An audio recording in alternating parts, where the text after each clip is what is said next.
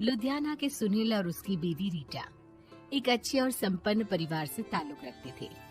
एक दिन रीटा की भाभी उसके घर आती है। रीटा, तुझे तो पता है तेरा भाई कुछ नहीं करता, ऊपर से 2 बच्चों की जिम्मेदारी, बेटी भी बड़ी हो गई है। तू तो बुआ है, कुछ मदद कर सकती है तो कर देना। कहाँ पैसे हैं भाभी, बस समझ लो किसी तरह हम लोग भी दिन काट रहे हैं। 2 ही तो कार है और मेरी बेटी भी बड़ी हो रही है। अब उसके लिए कार लेनी है तो 10 लाख का खर्चा तो लग ही जाएगा। तभी वहाँ सुनील आ जाता है। अरे शशि, क्या है, तू हमेशा पैसों के लिए परेशान क्यों रहती है? वैसे क्या जरूरत थी बेटी की शादी इतने बड़े घर में तय करने की? अरे पैसे नहीं थे तो ऐसे ही कर देती कहीं शादी। इतने बड़े होटल में क्यों कर रही है शादी? लेकिन यहाँ तो मामला शादी का है, डेट तय है। दरअसल तेरे भतीजे के पीएफ के पैसे आने हैं, पर उसमें देर हो रही है। जैसे ही पैसे आ जाएंगे मैं तेरे अकाउंट में डलवा दूंगी। ठीक है, हम लोग सोचकर बताएंगे।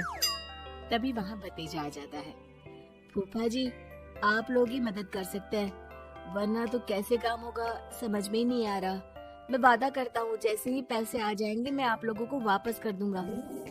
हाँ भाई, ठीक है।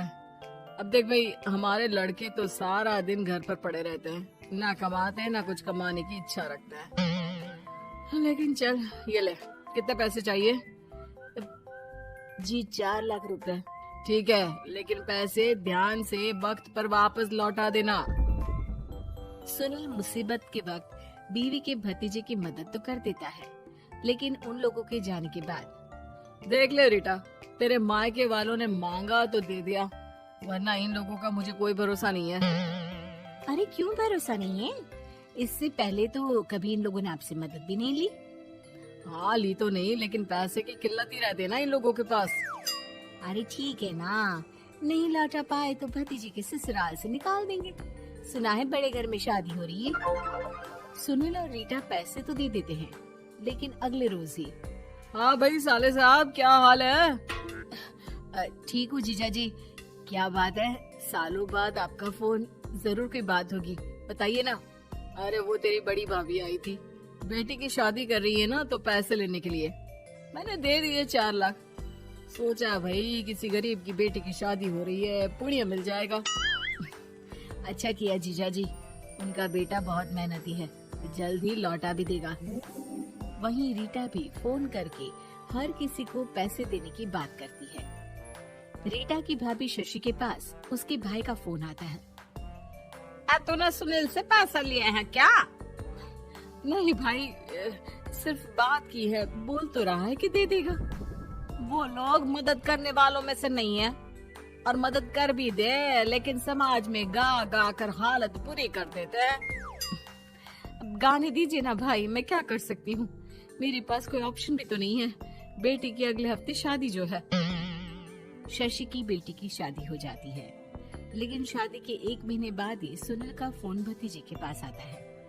हाँ भाई, शादी तो हो गई हम लोगों की दुआ से। अब देख, ऐसा ही फायदा होता है पैसे वाले रिश्तेदार हो तो। तेरे वक्त पर हम कैसे खड़े हो गए थे, लेकिन अब पैसा लौटा दे भाई। जी, मैंने पीएफ के लिए अप्लाई कर दिया था, उसकी नोटिफिकेशंस मैं आपको भी भेज देता हूँ। मुझे लगता है 10 दिन में पैसे आ जाने चाहिए। जैसे ही पैसा आएगा मैं आपके अकाउंट में डाल दूंगा। और ना जी ना, कोई नोटिफिकेशन नहीं चाहिए, पैसा चाहिए, पैसा। ठीक है अंकल, बस 10 दिन का समय दे दीजिए। अभी हफ्ता भी पूरा नहीं होता कि भतीजी के पास उसके गांव के दूर के चाचा का फोन आता है। अरे बेटा, क्या बात है, सुनील के कोई पैसे ले रखे हैं तो दे क्यों नहीं देता? हाँ चाचा जी, बात तो हुई थी, 10 दिन का वक्त मांगा है, उम्मीद है हो ही जाएगा। अरे फोन कर रहा है, रोज बता रहा था कि बेटी की शादी में मदद की थी। अब क्या है ना, भले ही शादी 10 दिन रोक देते, लेकिन सुनील से मदद नहीं लेनी चाहिए थी।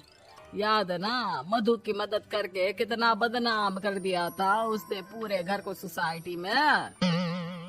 हाँ चाचा जी, मैं भी यही सोच रहा था कि उन लोगों से मदद नहीं लेनी चाहिए थी। कई लोगों के फोन आ चुके हैं। वही रीटा अपनी भाभी को फोन कर देती है। क्या है भाभी, कब पैसे लौटाओगी? पता है ना ये कितना बोल रहे थे, तुम्हारे बोलने पर मैंने पैसे दिए हैं। भाभी अब तो आपके बेटे की कार बेच दो और हम लोगों के पैसे दे दो। अरे लेकिन रीटा, बात तो 3 महीने की हुई थी ना, अभी तो 2 महीने भी नहीं हुए पैसा लिए, थोड़ा तो सब्र करो। नहीं नहीं भाभी, वैसे मेरा बेटा टिक्कू आ रहा है आप लोगों के घर रहने के लिए, उसको अच्छे से खिलाना पिलाना, समझी? भाभी को समझ में नहीं आता कि वो क्या करे। वो बेटे से बात करती है। अरे माँ, इन लोगों से मदद लेकर सच में बहुत बड़ी गलती कर दी। मुझे खुद समझ में नहीं आता कि कैसे इन लोगों के पैसे जल्द से जल्द दे दूं। तभी डोरबेल बजती है और रीटा का बेटा टिक्कू घर में आता है। आओ बेटा, मामी के घर पहली बार आए हो रहने। आप पापा बोल रहे थे कि आप लोग पैसे का ब्याज तो दे नहीं पाओगे, तो तब तक मैं यहीं रह लूं। और हाँ, मैं एसी के बिना नहीं सो पाता। आप लोग अपना देख लेना और पैसे जल्दी लौटा देना, क्योंकि मैं थोड़ा जल्दी जाना चाहता हूँ। रीटा का फोन शशि के पास आता है। भाभी, पैसे कब तक दोगे? बेटी की विदाई के बाद शशि के घर का माहौल बिल्कुल बदल जाता है। वो हर वक्त बेटे से उसके पीएफ के पैसे पूछती, और पीएफ यानी कि सरकारी काम। आजकल में पूरा 1 महीना और बीत जाता है। भाभी, मैं और ये अमेरिका जा रहे हैं, घूमने के लिए पैसों की बहुत जरूरत है।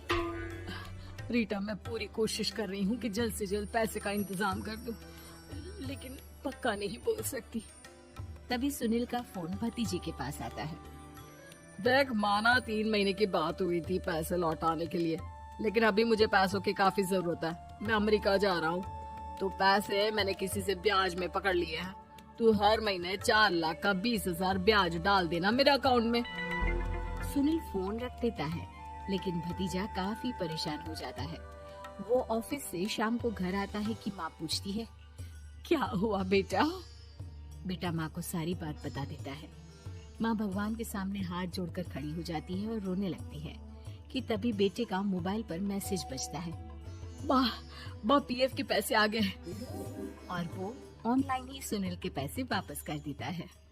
भला हो भगवान का। लेकिन आज एक बात तो समझ में आ गई, मदद हमेशा उन लोगों से लो जो मदद के बदले आपसे मदद में दी गई रकम ही वापस लें, ना कि समाज में आपकी इज्जत।